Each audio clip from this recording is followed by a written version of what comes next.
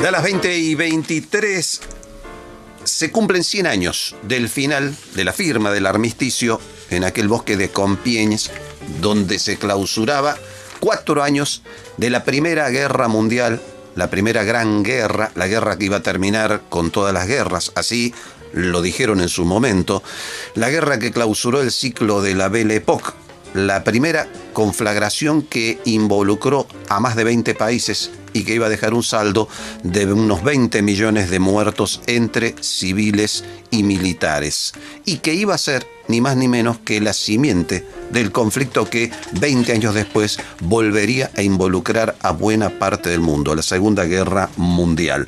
Todavía hoy se debate, se ha escrito pero tanta literatura sobre la Primera Guerra Mundial. 20.000 libros dicen que existen más o menos sobre la Primera Guerra Mundial. Y sin embargo todavía no queda claro, más allá del dato fáctico, de que hay una declaración de guerra del Imperio Austrohúngaro a Serbia, que de alguna manera gatilla la crisis, pero más allá de eso, las reales causas, y más allá de las apetencias de las potencias de su época, pero las reales causas todavía nadie las ha podido esclarecer de manera fehaciente. En todo lo que necesitas saber sobre la Primera Guerra Mundial, Santiago Farrell justamente le pasa revista a todo ese conflicto que hoy parece distante en el tiempo, pero que sin embargo hoy podemos decir en muchos lugares del mundo se comienza a respirar un clima que se parece demasiado al que tuvimos en la década del 30, motivo por el cual deberíamos repasar con más detalle esta clase de historias. ¿Cómo estás, Santiago? Buenas noches. Tal, ¿cómo vas? ¿Qué tal? Encantado de saludarte. Bueno, está planteado en términos muy generales, ¿no? Pero el título de tu trabajo, todo lo que necesitas saber, ¿qué es lo que se debería necesitar saber sobre la Primera Guerra Mundial? Es el título, digamos, de una colección, ¿no? De por sí muy ambicioso, obviamente que uno no aspira a eso. Es un libro básicamente de divulgación y periodístico. Pero creo que a partir de los acontecimientos que yo voy enumerando, porque está organizado en pequeños capítulos, lo que tratamos, o que yo traté de buscar, es generar una reflexión que me parece muy importante. Vos sabés que la guerra, la chispa, por decir así, que motiva todo, es el asesinato del heredero del Imperio Austrohúngaro, ¿no es cierto?, en Sarajevo. Sí, por parte de Gavrilo Princip. Exacto, eso se produce el 30 de junio. Hasta ese momento Europa ya llevaba unos 100 años en los que no había habido una guerra generalizada, había habido guerras entre países pero no generalizada, vivía el mayor periodo de expansión de la cultura, era realmente el foco de lo que hoy conocemos como Occidente, era la potencia colonizadora, que tenía un imperio como el británico que no se ponía nunca al sol porque iba desde la India hasta Centroamérica, porque tenía a Francia en África y toda la cultura, el arte en Alemania, la ciencia en Alemania. Y un mes después, nada más, un mes después de que ese continente estuviera en esa situación de paz, de integración, de comercio mutuo, se embarcaban en una guerra como desde la Edad Media no se veía, una guerra sangrienta, una guerra que plantea por primera vez lo que hoy conocemos como las armas de destrucción masiva, que en aquel entonces fueron las guerras, las bombas químicas, que pone en marcha una masacre que llegó a tener un ritmo de 5.600 hombres por día muertos y que obligó a construir la imagen del soldado desconocido, porque hasta ese momento las guerras se libraban, llegaba un momento que se decía, bueno, basta, se retiraban, juntaban los cadáveres cada uno, después volvían a combatir. Acá las cantidades eran tales que desaparecía la posibilidad de identificar soldados, y entonces ahí surge esta figura que hoy es tan conocida entre nosotros, la de el soldado desconocido, ¿verdad? Bueno, todavía hoy en Verdún, que fue uno de los grandes campos de batalla iniciales de la Primera Guerra, todavía hoy se siguen desenterrando restos humanos y algunos logran ser identificados. Sí, fue, ya digo, es además una guerra anónima, es una guerra que por primera vez es popular, por decirle así. Hasta ese momento las guerras eran guerras libradas por militares, había civiles que eran llevados en la leva, como pasó en la Argentina hasta el siglo XIX, pero la libraban soldados.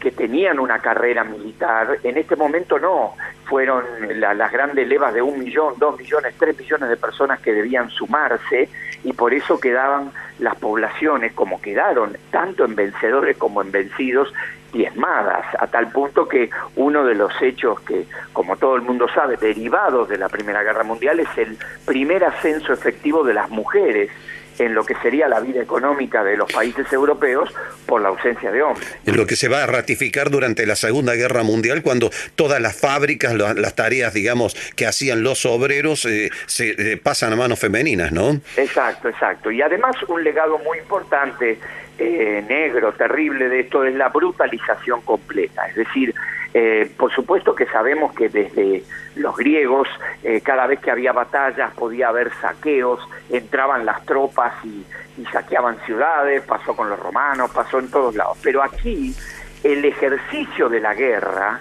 era sobre los civiles también. El terror, lo que después se va a llevar hasta el máximo en la Segunda Guerra Mundial, nace generalizado y masivo en la Primera Guerra Mundial.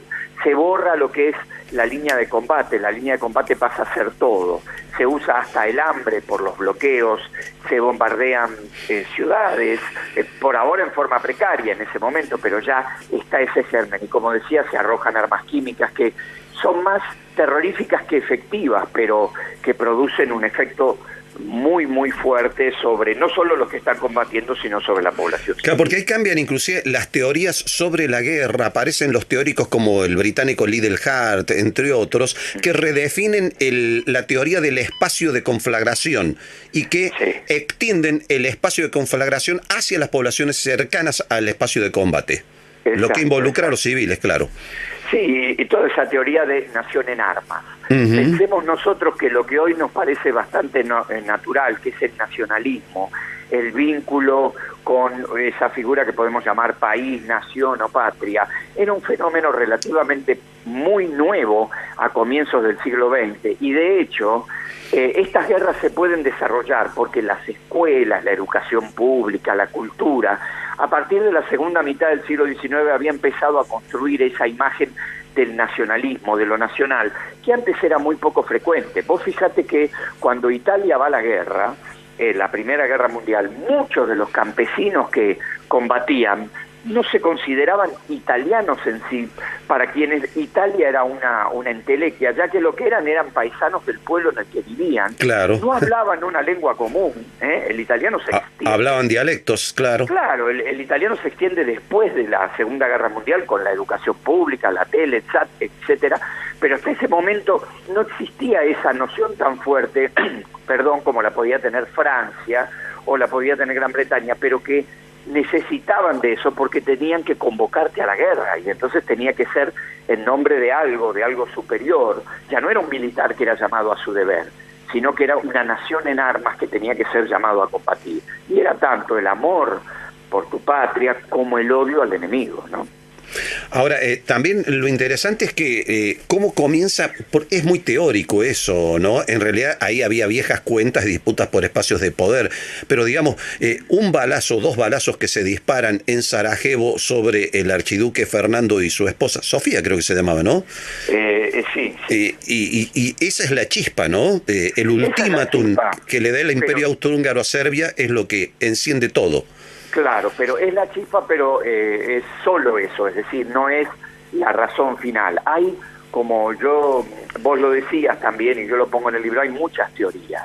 Hay una teoría, obviamente, que es la de el Imperio Alemán, que siempre se sintió cercado, en el sentido de que veía a Rusia como una gran amenaza hacia el este, veía a Francia, como había librado una guerra apenas 30 años antes, como otra gran amenaza en el sur, y veía que Francia y Rusia tenían un acuerdo.